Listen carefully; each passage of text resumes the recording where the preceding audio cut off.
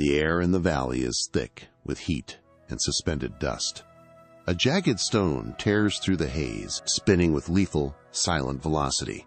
Time has fractured. David stands in a frozen sprint, fingers still curled from the release, his gaze locked onto the horizon with a singular, terrifying focus. He does not blink. Across the churned earth, Goliath roars, a mountain of raw power. The giant spear is raised, his face a mask of absolute, sneering contempt. The stone hangs in the air, a small, gray blur suspended between history and legend.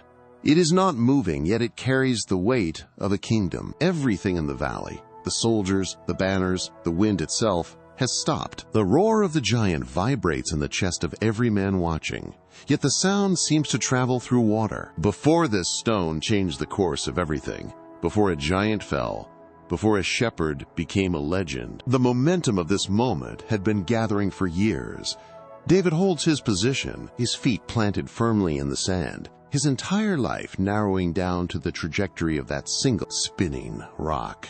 The silence is absolute, heavy with the promise of what is about to shatter. The camera pushes inward, deep into the dark iris of the boy. The roar of the giant fades, replaced by the dry, rhythmic rustle of wind through high grass. The battlefield vanishes. The violent heat of the valley dissolves into the cool, golden light of the Bethlehem hills. Here, there is no iron, no armor, no shouting, only the steady pulse of a quiet life. David stands alone on a ridge, his shadow stretching long across the rocky slope. The sheep graze in the hollows below, their constant, low bleating the only sound for miles. He tilts his head, listening to the shift of the wind, his eyes scanning the horizon, not for enemies, but for strays. He is far from the eyes of kings or the judgment of armies. His world is measured by the rising sun and the long, solitary nights under a canopy of stars. He leans against a gnarled olive tree, the bark rough and familiar against his back. He picks up a small, rounded stone from the dirt, turning it over in his calloused palm. It is a quiet existence, stripped of pretense, where every decision is his own. The Valley of War is a lifetime away. Here, in the silence, the real forging begins. The quiet of the house is broken by the arrival of the prophet. Samuel stands in the doorway, his presence casting a long, sharp shadow across the stone floor. Jesse's home has been transformed into a place of sudden, heavy expectation. The older brothers step forward one by one. They are men of stature, broad-shouldered and steady, moving with the practiced confidence of those who expect to be chosen. They stand before Samuel, waiting for the sign of approval. Samuel does not speak. He watches them, his eyes steady, his expression unreadable. He looks past the height, past the build, and past the pride in their eyes. He shakes his head. The air in the room tightens. Jesse directs the next son forward, then the next, but the prophet remains unmoved. Each refusal is a silent strike against human judgment. The brothers exchange uneasy glances, their initial confidence replaced by a restless, growing confusion. The household begins to feel the weight of an unseen standard. Samuel turns his gaze toward the courtyard, his voice cutting through the stillness. "Are these all your sons?" he asks. The question hangs in the air, sharp and demanding. Jesse hesitates, his eyes flicking toward the distant fields. The mystery of the divine choice deepens, leaving the room poised on the edge of an answer that no one in the family expects. A runner finds David near the creek. He is summoned without explanation, his face smeared with the dust of the dry hills, his hands calloused from the work of the day. He enters the home, hesitant, his presence small compared to his older brothers. They watch him walk in, their expressions shifting from irritation to confusion. He stops before Samuel. The prophet does not look at the dirt on his skin or the roughness of his hands. He looks at his heart. Samuel gestures for the horn. The room falls into a heavy, absolute silence. As the oil touches his brow, the air seems to vibrate. It is a thick, fragrant scent that fills the space. David stands motionless as the liquid runs down his nose. The brothers draw back, their pride silenced by the weight of the moment. In the eyes of the family, he was the boy left behind to tend the sheep. But as the oil settles, the atmosphere changes. The walls of the house seemed to pull back. What was a simple shepherd is now marked by a different standard. Man saw the dust and the youth, but the sight of the prophet saw a king. The anointing is complete. The shift is irreversible. David stands still, the oil gleaming on his skin, forever changed by a call he did not seek. The wilderness does not care for destiny. Night in the hills is a shroud, thick and absolute. David stood watch, his ears tuned to the shifting of grass and the heavy, rhythmic breathing of the flock. He heard the snap of a dry branch, then the low, vibrating growl that turned his blood to ice. He did not run. He dropped his staff and moved toward the sound. The lion surged from the brush, a blur of muscle and shadow. David lunged, catching the beast mid-air. He drove his weight into the animal, his fingers locking deep into the coarse mane. The force of the impact knocked the air from his lungs. They hit the earth together, a tangle of limbs and desperate clawing movement. David felt the heat of the creature against his chest, the immense power of its jaw snapping inches from his throat. He did not fight with technique, but with survival. He shifted his grip, bracing his feet against the rocky soil, and forced the beast back. His muscles burned, his skin tore against the undergrowth, but he held on. Every second was a test of iron will. He pushed the predator away, his lungs screaming for air, his hands steadying as the lion retreated into the blackness. He stood alone in the dark, breathing hard, the silence of the hills returning to claim the night. The adrenaline of the struggle bled away into the cool, still air of the pre-dawn hours. David stood amid the resting flock, his breathing slowing to match the wind moving through the tall grass. He walked to a flat stone, wiped the grit from his hands, and reached for the wooden frame of his harp. He did not seek an audience. He sought the silence. His fingers found the strings, pulling a low, resonant note that carried across the valley. It was the same intensity he had used to fight, now channeled into melody. He played as the first light touched the peaks, the music weaving through the sound of the breeze. There was no glory here, only his way worshiping and thanking God, only the repetition of practice and the discipline of the heart. He played for the sheep, for the hills, and for the unseen presence that filled the space between the stars.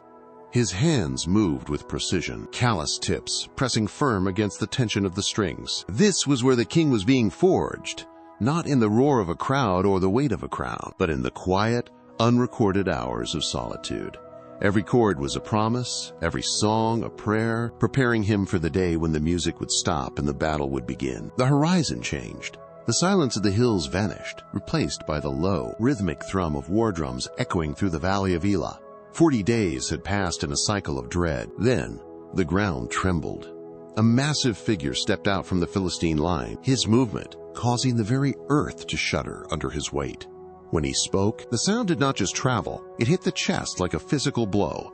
The challenge rolled across the valley floor, a relentless, booming demand that silenced the birds and halted the wind.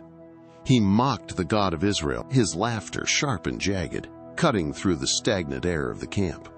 Below him, the Israelite army stood frozen. Men who had trained for years held their positions, but their bodies were rigid, locked in place by a collective paralysis. They watched the giant pace the perimeter, his spear carving lines into the dust.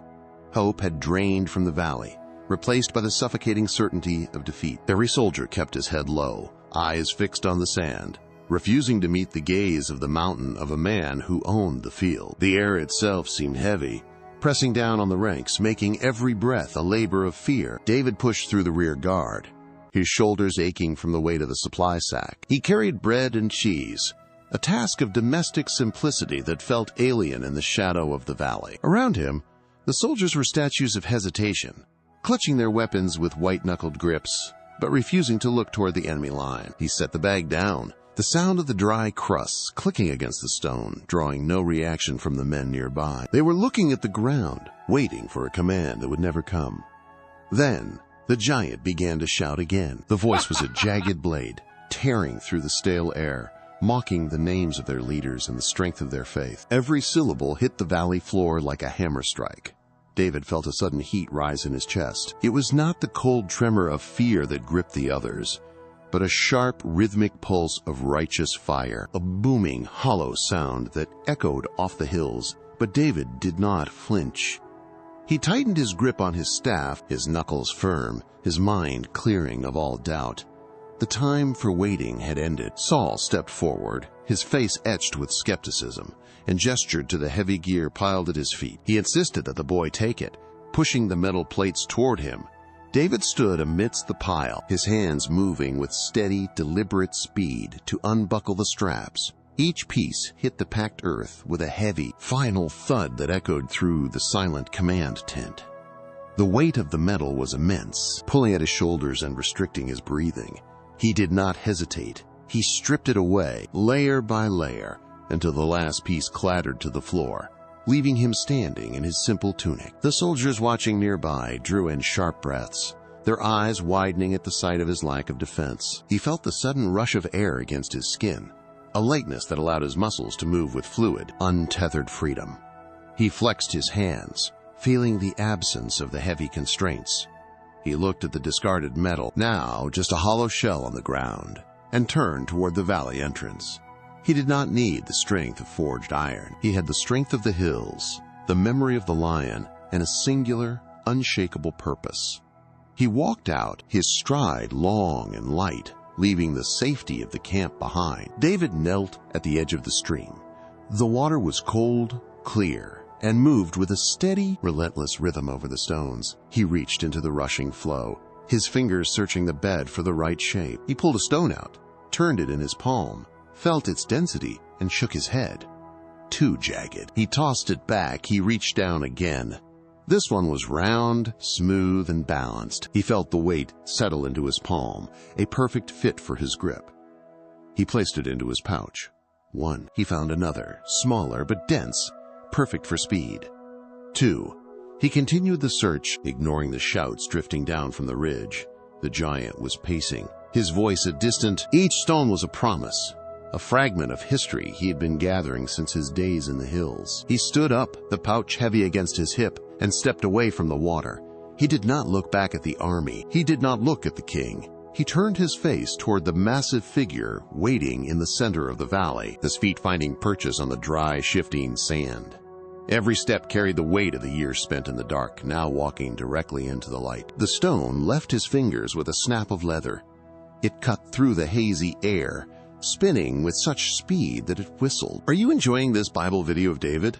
Leave a comment, also subscribe and share to support us in this calling. God bless you. The giant did not stop his advance. He kept moving, his weight shifting forward, his spear held high, confident in his own insurmountable scale.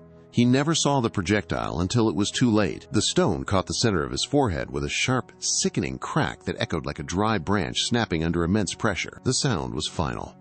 The giant's momentum vanished in an instant. His eyes went wide, his jaw slackened, and the spear slipped from his grip before he even began to fall.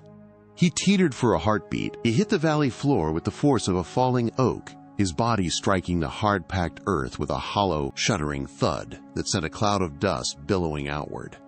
The ground shook beneath the impact. The giant lay still, his presence erased from the battlefield in the space of a single breath. The silence that followed was absolute, heavy with the weight of what had just occurred. For 5 full seconds, the valley held its breath.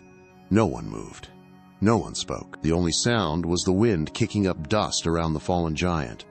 On the ridge, the army of Israel remained frozen, their hands still gripping their spears, their eyes unable to process the stillness where a titan had stood. Then, David stepped forward, his eyes locked on the motionless shape.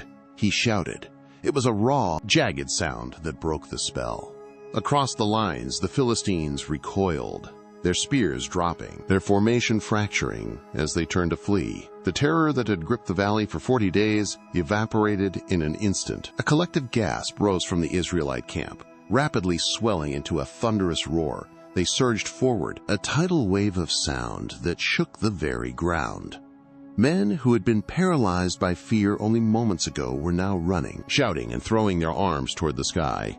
The air was thick with the energy of sudden, impossible victory. It was not a disciplined march, but an overwhelming, chaotic eruption of relief and disbelief. The roar echoed off the valley walls, drowning out the remaining doubts, marking the end of the long siege. The giant was down.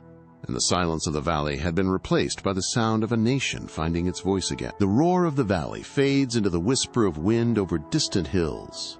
Victory is not born in the glare of the public square. It is hammered out in the long, lonely hours of the night.